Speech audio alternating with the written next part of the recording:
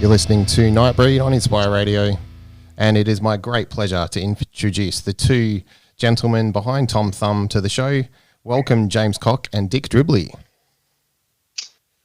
Thanks for having us here, and also thanks for inviting us on the show. I'm Jacques Lecoq. And I am Dick Dribley. Oh, there you go. Cool. So how did two young gentlemen such as yourselves get together to create Tom Thumb? Well, I guess it's a pretty typical story for a couple of young boys just hanging out at the butcher shop, looking for meat, boiled ham, pressed tongue, that sort of thing. And, one thing led to another, and yada, yada, yada, inside and out. Yeah. Both had whipped out a fresh pepperoni in the butcher store, and here we are today. Beautiful. Your first release, The Kingdom Come, has some fantastic artwork. Some might say it has a Where's Wally element to it. How did that come about? Well, it came about and also arrived just over dinner one day, actually. We were going through our collection of artwork, and there was a nice picture of my dad, actually. We just spruced it up a little bit, gave it a little bit of nice lettering, and also enhanced some of the cream in the picture. And I think it came out pretty nicely. Absolutely, mate. There's some very specific samples in your music. Are you always on the hunt for samples that match your music's subject? We are. We do tend to keep abreast of things like that. We've always got a long list of ideas in the running. Dick Dribley is normally the one who's responsible for the samples, and it never ceases to amaze myself of some of the things that he comes up with and also thinks of. Because we'll have this big list of all these ideas, and it is always fresh. Some very, very obscure sort of samples that you need to listen to 2 or 3 times to really get the maturity of it. Yeah, I feel like you must really be on it because, there's, football commentating. I mean, what are you recording every game? How are you getting stuff like that? It's the deep, dark depths of YouTube or something, I imagine. Yeah, the song Rocket's Hefty Spray on the new album License to Spill is literally the spraying that Rocket Eade gave to Will Minson one day in the rooms, proclaiming, get him off. Yeah. And it's also the lyrics of the song. Yeah, of course. Your next release is a 12-inch. Is that a size that you're happy with? Well, I mean, it's about halfway there, but that's why we got 3 different colours and a lot of splatter. I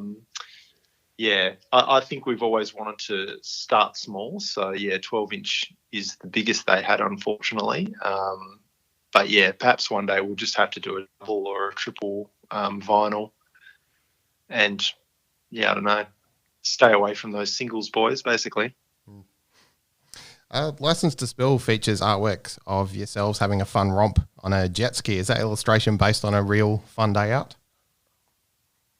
That was a true event. We had a great afternoon, sunny day out in the Caribbean Sea, and we'd hired a jet ski earlier in the day.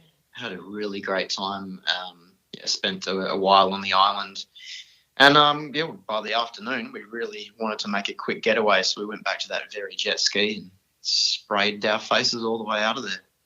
It was a bit of a cheeky afternoon, actually. You said it was a romp. It was more like a bit of a rump, actually. At first, that's what I thought it was, but I realised it was actually Mr. Lecoq tickling my dirty little fore while steering the vessel. He was also driving the jet ski too.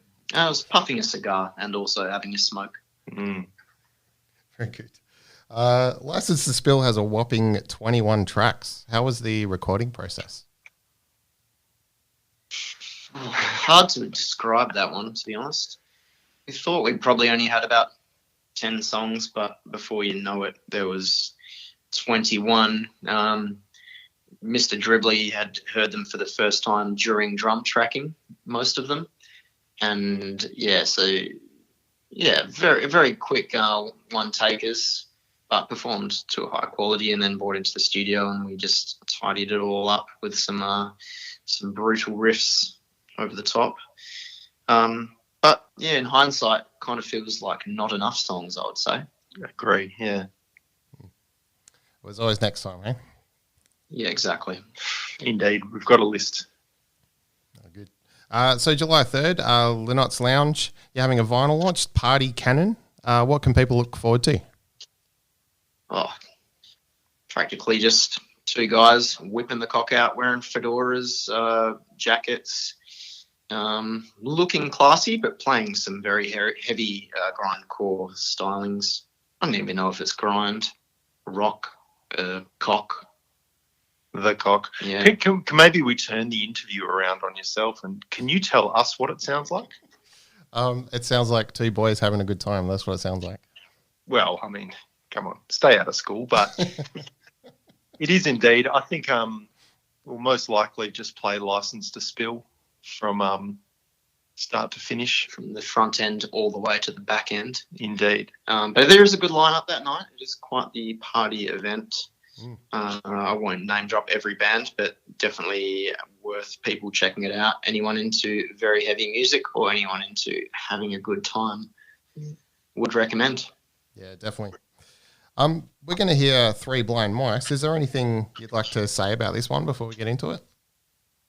Well, it started as a favourite nursery rhyme of ours, and we always wondered, how could those mice actually come if they can't see where they're going? Well, they always say those who do come too much do become blind. And perhaps that is the tale of the three blind mice. Yep, a lesson for us all, hey? Mm. All right, Jack, Dick, thank you very much for your time. Benjamin, thank you very much. Appreciate the support. And, yeah, hope you dig the album, people out there. I wonder Here's if us. the three blind mice could really see.